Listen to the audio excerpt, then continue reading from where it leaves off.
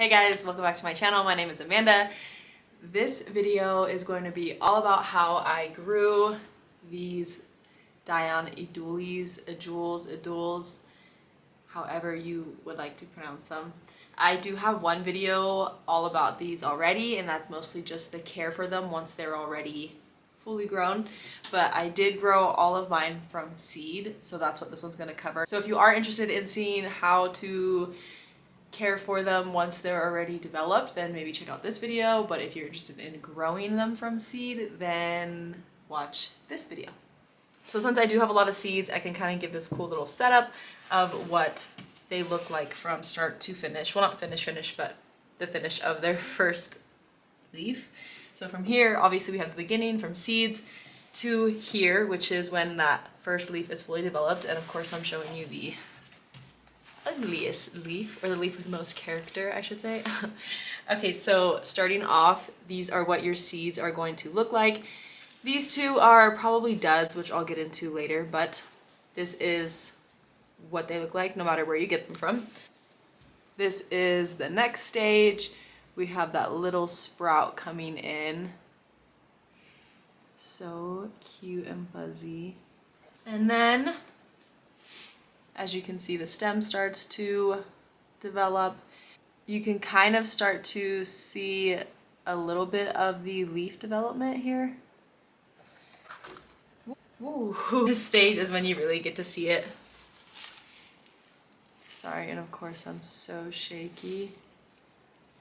Yeah, you can definitely start to see little ripples of the leaf. Clearly it doesn't just pop to here, it takes a little bit of time, but then you finally get that beautiful leaf, and they're actually like a little bit more rough. I don't know if that, can you hear that? Okay, so when you first get your seeds, I mean, also it depends where you purchase them from, but mine came in the mail. They kind of remind me of like nuts of some sort. You get your seeds and you soak them. Now, depending on who you get them from, your seller might include his or her own information on how long to soak, what steps to follow exactly. And I did more or less follow exactly what my seller said to do, but I did change a little bit of things, which I'll get into later. Anyway, the soaking stage, anywhere from 24 to 48 hours. I believe I did soak mine for closer to the 48-hour range. I did order 2 separate batches, so 2 different times they came, but I believe both batches were closer to 48 hours. After that is when you can actually place them in their containers. Now, you can go about this different ways. My first batch, I just grabbed a Tupperware and I filled it up with perlite. I'll also be throwing in photos of some of the things I'm describing because I did take photos for progress and such. So yeah, you place them on your perlite is what I use. You could definitely do any medium of choice, and you just place them on their sides like this, and this would be the side because the little sprout will come out from the hole. So you place them all on their sides, get a good soak. You can definitely wet your medium first. I did soak my perlite because perlite is kind of annoying to deal with sometimes. So I soaked it, put that in the container, placed my seeds, gave everything a nice spray down. And you do keep it in an enclosure of some sort, so you can do saran wrap, you can use a humidity box type thing and have a proper lid for it, whatever you want to do. I did both those ways. I also did a Ziploc bag method for like 1 or 2 of them that were just left over in a small container. If you do it this way, you don't really have to worry about spraying them again or keeping them wet until they're ready to transplant, because if they're properly enclosed, it's gonna stay humid in there and it's gonna stay moist. So it's less work for you, but if you for some reason can't find any type of lid, whether it be saran wrap or an actual lid, then you will have to be adamant on keeping the moisture moist.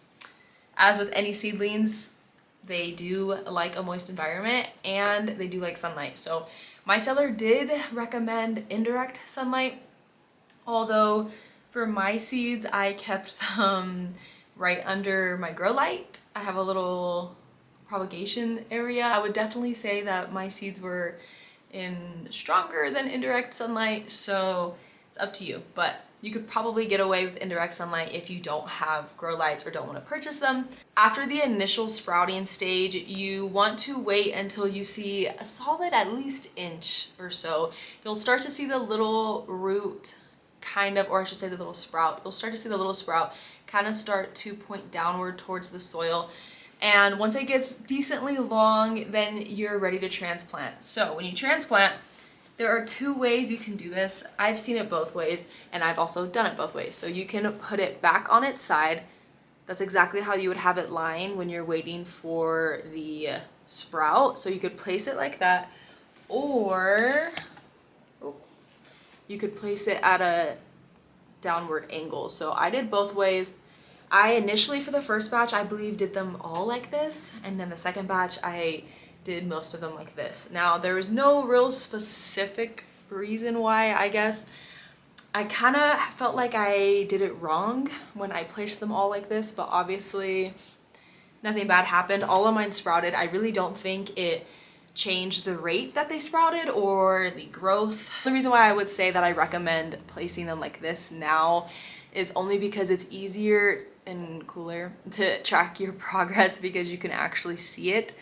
So you can definitely see when that little sprout starts to come out here. Here it is a little bit more difficult, especially when it's barely coming out. You kind of would have to wiggle around your medium. And I didn't really like doing that because I did not want to disturb it. So if you really want that visual aid, which I would definitely recommend because it's more fun, makes it easier, especially if you've never grown anything from seed, then definitely place them on their side. And in my head, it feels like it's less work for the plant to place them on their side. I don't know. But again, I cannot back that, so maybe just do with the visual aid reason. Now, once that seed has sprouted and you're ready to transplant, I recommend transplanting them individually to begin with. So this one, I did not, and they're both sprouted, like it didn't really affect anything, but now I am stuck between not wanting to separate them because I think they look cute together, and then having to separate them. So it's just less work. I would recommend keeping them separate. And when you transplant them, you can kind of be flexible with your medium. So I did a mix to kind of experiment. Most of, or about half, I transplanted in straight perlite again, and then the other half I did 50-50, and I believe my seller either recommended the 50-50 or the perlite, and I did the other one just based off of other research I've done. So either way worked great, and I really don't think one was better than the other. So I guess it's just whatever you have on hand. At the very end, when I did transplant the last few, I did do my normal soil mix, which is perlite sand peat moss. So they're really hardy, and if you see in my care video, they are used to a lot of different mediums and environments. As long as your soil is not super dense, heavy, gonna log a bunch of water, then you're totally fine. Now, once they are transplanted into the container that they're gonna stay in, like these, you pretty much keep the watering sort of the same. Obviously, once they started growing, I took the humidity lid off, which I would recommend. They really don't need it. And it's kind of like, how am I gonna do that unless I had a proper dome? But I kept the soil relatively moist still once they were from here to here. The only time I started letting the soil dry out a little bit in between waterings was once that first leaf was fully developed. Until then, I pretty much kept my soil moist. Now, I didn't keep it soaking wet, but I didn't let it fully dry out. That's like the key part to remember, is just don't let the soil fully dry out. Once that leaf's fully developed, if you want to keep it more on the dry side, that's fine, although I wouldn't recommend letting them dry out for a long time because I don't think they would like that. But they are hardy, so they might be more forgiving to that. But just think, like, when you're working with any seedling, they like moist environments, bright light. And speaking of light, I kept them under these same grow lights until that first leaf was developed, and that's honestly just because I didn't have the space. I couldn't keep them there. From there, I moved them over by my window. Some are over underneath another grow light, but the same light and the same position of the plant is really important until it finishes developing that first leaf, if you care about what it's going to look like. Now, what I mean by that, and I didn't know this until like halfway through my second batch, but I had one seed that was just way above the rest, as in the rate that it was growing, and it was this one. I was moving my seeds around a lot, trying to find a perfect place, pulling them out to take pictures. I was pulling them out every time I watered. Just a bunch of unnecessary moving, and they really don't like that, only because you're gonna end up with a funky looking leaf. Now, nothing's wrong with the plant, it just looks a little ugly, has some character. I mean, that versus this, like, come on. I'm not trying to be mean, but this one's ugly. I'm never gonna get rid of it because it was my first one, but would I pick this one out at a nursery? Definitely not. So once they hit this stage, it's important to just keep them there. It's not so detrimental when they're still here, but once that stem starts coming out, like less than this, once it starts coming out, then try not to move it. So that's why I say just think about it at this stage, so you kind of make it a habit to not move. But once that leaf starts coming out, the more you move it, even if you just turn the pot a little bit, it's gonna mess with the leaf shape. If you don't care, then don't worry about it. Not all leaves are going to be perfectly straight anyway, and they're not all going to look the same, but if you don't want one so dramatically ugly, then don't move them. I'm obviously moving these around just for the video, but if it wasn't for that, I would definitely keep them in their spot. Even this leaf is a little wavy, you know, which I kind of like. I don't mind it. But this one is definitely one of my best looking leaves, or like traditionally best looking leaf, if you know what I mean. But again, nothing's wrong with the health of the plant. If you don't care what it looks like, then move them around all you want. Also, along the lines of the leaf shape, you don't want to do any repotting while the plant is working to develop that leaf. Now the plant is spending a lot of energy to get this leaf fully unfurled, so repotting it is only gonna kind of stress it out a little bit. Not saying it's gonna kill it, but it could mess with the leaf shape. I mean, it probably would, because you're gonna be moving it, and it could maybe slow down growth. Maybe your leaf size won't be as big. I don't know, just you shouldn't really repot any plant while it's working on a big leaf if you can help it. And also try to keep in mind that these are slower growers. I mean, they are faster within the family, but by themselves they're a little bit slow. So you don't really need to put it in a giant pot, and just kind of think that the pot you transplant it into, it's likely gonna stay in there for a while. Now, I didn't use any fertilizer of some type. I've actually never used any fertilizer on these plants. Not saying that they wouldn't benefit from them, but when I was growing them from seed, I wanted to kind of not do anything special if I could help it, and just kind of see what happens.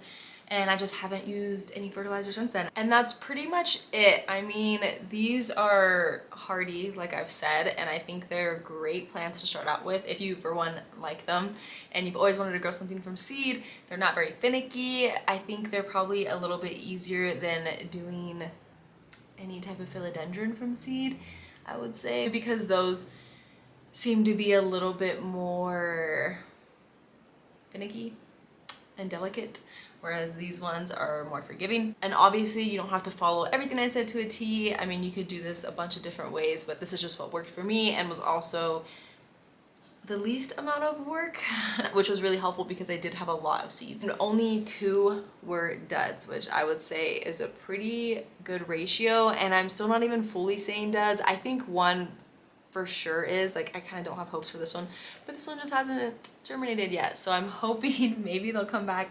I still keep it moist and spray them, but I just can't bring myself to throw them away yet because I feel like they could still give me something. So obviously growing from seed is a little bit more time consuming and you have to be patient. I think it took about 2-ish weeks before I saw solid enough germination to be able to transplant them into the containers that they were going to fully grow into. So if you're not wanting to deal with that, then definitely just order them. But I definitely think the seeds were really rewarding, and I'm kind of tempted to order more, but I don't need them.